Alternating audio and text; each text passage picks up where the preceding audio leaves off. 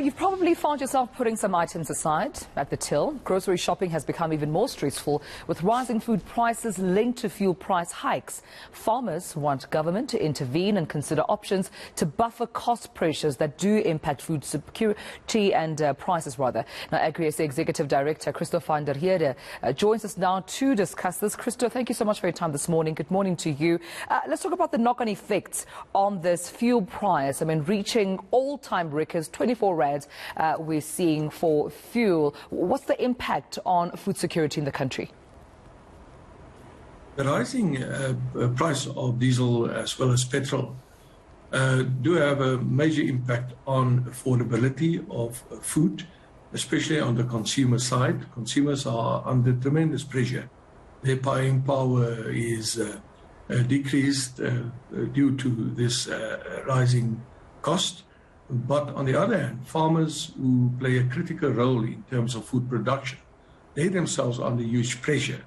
Farmers have faced huge price spikes in terms of not only diesel, but also fertilizer, herbicide, seeds, the purchasing of technologies and so forth. And we've seen earlier this year also a spike in labor cost as well as electricity cost.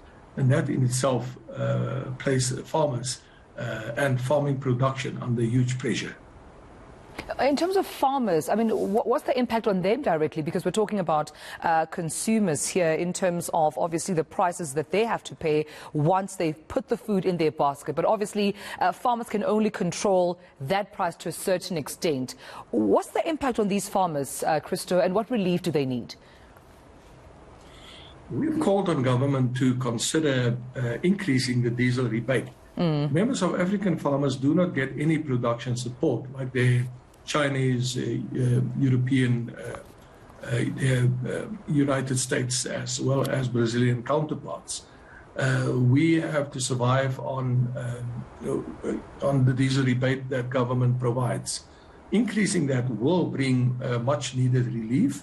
And that will enable farmers to expand the hectares that they consider to plant. Our biggest fear is that farmers that are currently planting, for example, 1,000 hectares, might decide to reduce it by 200, 300 hectares because they just don't have the money to expand production. And what we currently need in South Africa is to make up for the shortfall that we experience in terms of wheat imports. So our farmers are already planting wheat in summer rainfall areas, and they're preparing to plant wheat in the Western Cape as well, and that's very good. But that will help to increase our wheat supply in South Africa. But we need just a little bit of support from government to make it profitable to plant wheat.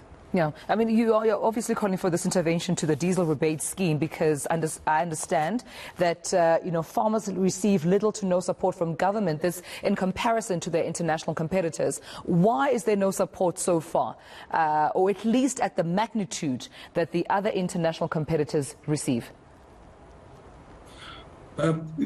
Remember, South Africa provided, or the previous government provided subsidies.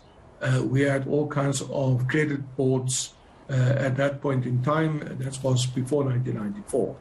But after 1994, all of those support measures were taken away. A huge amount of support was provided, especially for emerging farmers, because given our legacy, we needed to build a more inclusive sector. But South Africa is now part of a global village. And in the global village, we find that trade is unfair, and as a government, you need to launch a couple of interventions to ensure that you equalize the playing field, not only for your local farmers and between your local farmers, but between South Africa and the rest of the world. And that's why we are in discussion with the World Trade Organization to bring about a more fair dispensation in terms of food production throughout the world. All right, well, we'll have to leave it then. I appreciate you speaking to me this morning. Christo van der Rheede from AgriSA, talking to us about, of course, the knock-on effect, rather, that this increased fuel price now has on farmers and ultimately on you and I as the consumers when we put our food into our basket. Of course, we know that farmers cannot control the price beyond the farmer's gate, but it's equally important to have this conversation, see how government can further support them.